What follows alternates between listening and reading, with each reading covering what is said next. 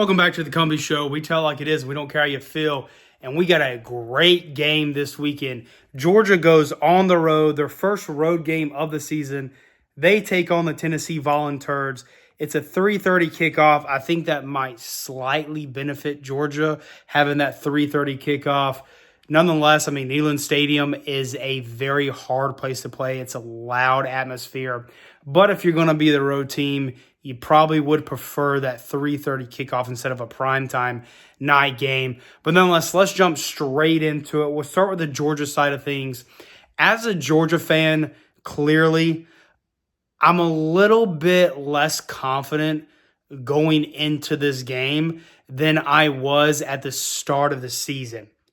And that has everything to do with what I saw in week 2 against Austin Peay. That Georgia offense scared me, honestly. Defense looks phenomenal. Through the first 2 games of the season, they've looked elite. They've played lights out. They've done just about everything you can ask of them to do in the first 2 games. Yes, it was against Marshall. It was against Austin Peay. But they look good playing. They look good against both of those teams.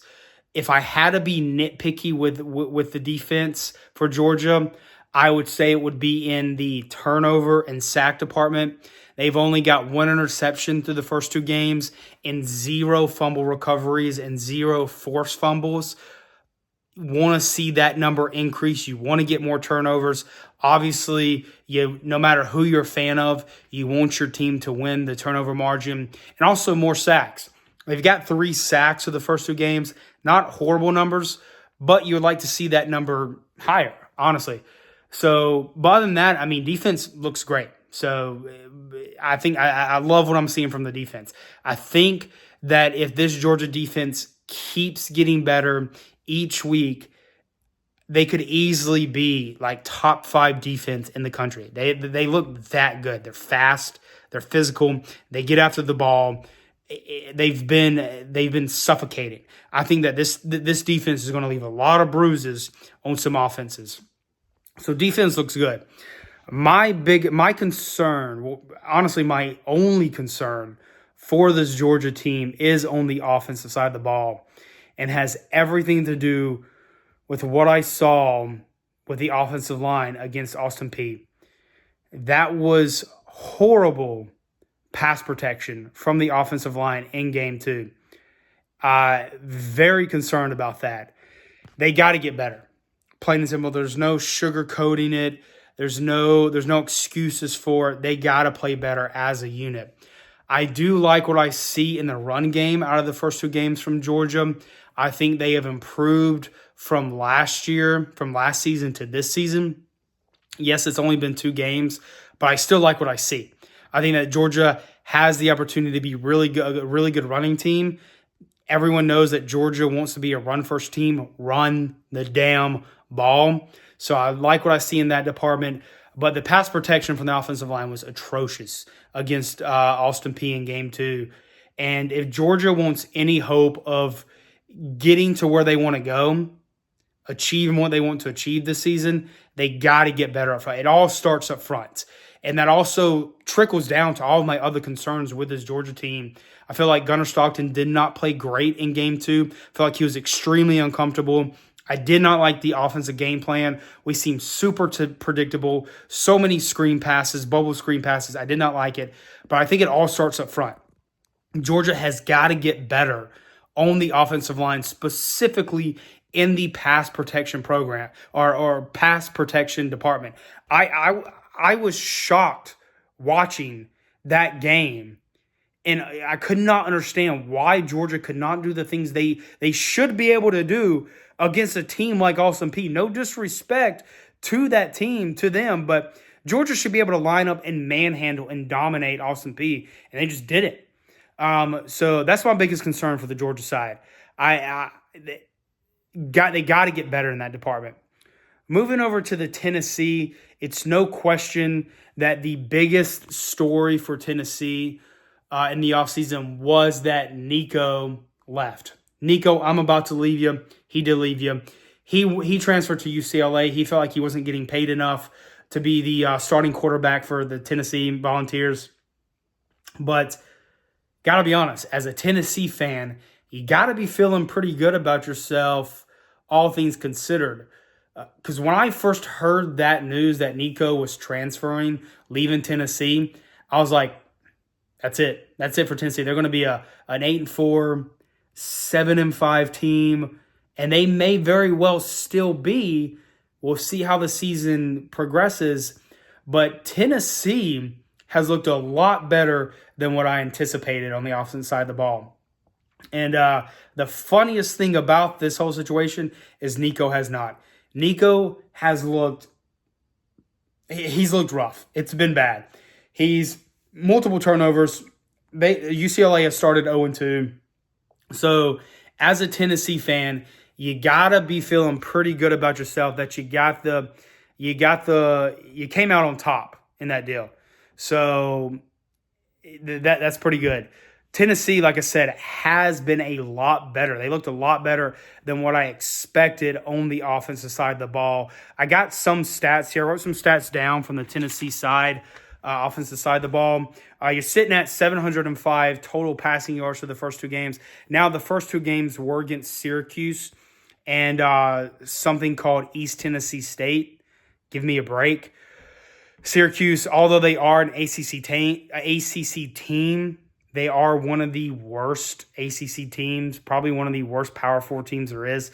But nonetheless, you're sitting at 705 total passing yards, 7 touchdowns, 0 interceptions, which is key. You're not turning the ball over, and you're averaging around 8.8 yards per pass, which is pretty good numbers. Rushing yards, you're just over 500 rushing yards for the first two games. So the offense is there. I mean, Tennessee looks good on offense and a lot better than what I anticipated, honestly, coming into the season after the news of Nico leaving. So as a Tennessee fan, you got to feel good there. Well, obviously, yes, it was who they play. We'll see how they do against this Georgia defense.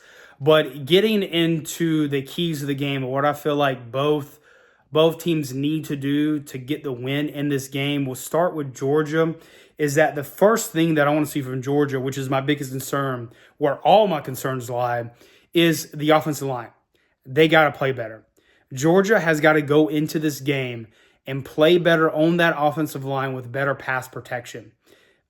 If you don't do that, you've lost the game already. There's no way around it. What I saw in week 2, if they trot that same sorry shit out in this game that they did it in week 2 against Austin Peay, they're going to lose. They got to be able to pass protect. They got to be able to give Gunnar Stockton time to set his feet, go through his progressions, deliver the ball downfield, because you can't do that and expect to win this game, especially in this environment. My second key for Georgia deals with Gunnar Stockton. Is Gunnar Stockton also has got to play better than what he did against Austin Peay. I think a lot of that did depend on his play, did depend on like what the offensive line was giving him, but he's got to be able to be more comfortable. He's got to get comfortable in the pocket, feeling that pressure. And he's got to be able to take those big shots, pull the trigger, and take some shots downfield. I do love what Gunnar's able to do with his legs. And I think he needs to be able to keep doing that, but he can't only rely on that. That can't be his first go-to. The second you feel pressure as a quarterback, you should not just tuck in and run. You got to go through your progressions. You got to be able to assert yourself as a passing team. You got to be balanced. So Gunnar Stockton has got to get comfortable in the pocket, and he's got to take shots downfield. And my third key to the game for Georgia is for the defense to just keep doing what you're doing. Keep it on. If Georgia's defense is able to come out and play the way that they played in the first two games, they're going to be sitting pretty. So for Georgia, offensive line, pass protection, you got to get better. There's no way around it. I think that will naturally lend into my second key for Georgia is Gunnar Stockton play better, get more comfortable, take shots downfield, be explosive. If you want to get where you're going, you got to be explosive. And also defense, keep on keeping on. For the Tennessee side of things, I think that Tennessee, without a doubt, has got to make Georgia one-dimensional. They have got to limit Georgia's run game. If Tennessee wants to win this game, they got to limit Georgia's run game on offense. Take away the ability for Georgia to run the ball. Force Gunner. Put the game on Gunner's arms and say, hey, if you're going to beat us, you got to pass on us. Because Georgia has shown through the first 2 games, they haven't really been able to do that. So that's step one. Georgia has got to be extremely aggressive, get after Gunner, and make them one-dimensional. The second thing for Tennessee is they got to attack Georgia's secondary. I think it's also the same way of being aggressive on defense. You kind of got to be aggressive on offense and attacks Georgia's secondary. If you can take those deep shots, connect. There's a difference between taking the deep shots and just missing all of them and actually connecting. So attack Georgia's secondary, connect on those deep shots, get the explosive plays, force this Georgia defense on their heels, especially at home. You got to do that. And the third key for Tennessee is you got to get Georgia behind the sticks on both offense and defense.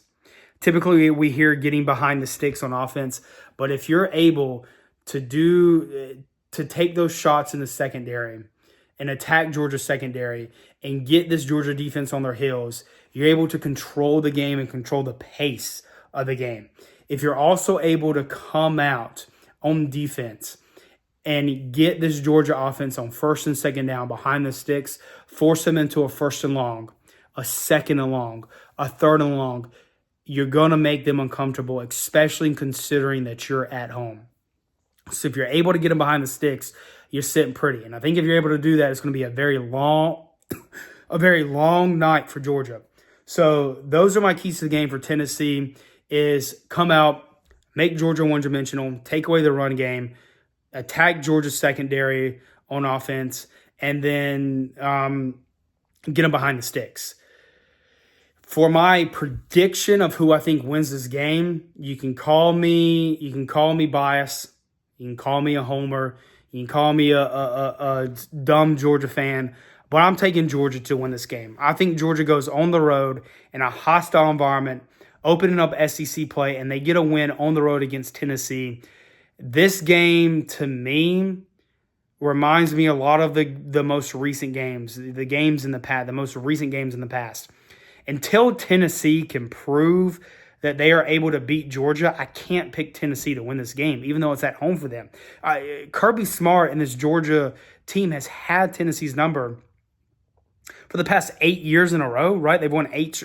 Georgia's won 8 straight. So until Tennessee can prove that they're able to win a game, I can't take them to win this game. And I think that this Georgia team does what they need to do to get a win. I think it's going to resemble the most recent games, some of the recent games in the past, of where it's going to be very close in the first half. You're probably going to go into halftime where the game is either tied or you might even have a slight Tennessee lead. But I think this defense is elite. I think this is probably going to be one of the best defenses that Tennessee will face all season long. I think that they're going to completely smother Tennessee. They're going to get after the ball. They're going to be physical. They're going to be fast. I think they're going to leave a lot of bruises on that Tennessee offensive side. So I think the defense is just going to be too much, especially late game. And I think that this offense for Georgia is going to be much improved from week 2 against Austin Peay. I think they've been issued a challenge. I think they're probably coming to this game pissed off, wanting to prove something, that they are able to do what they need to do. And I think we're going to see a much different offense from this Georgia team. I think Georgia's going to be able to pull away in the second half and get a really good road victory. So I am taking Georgia to win this game.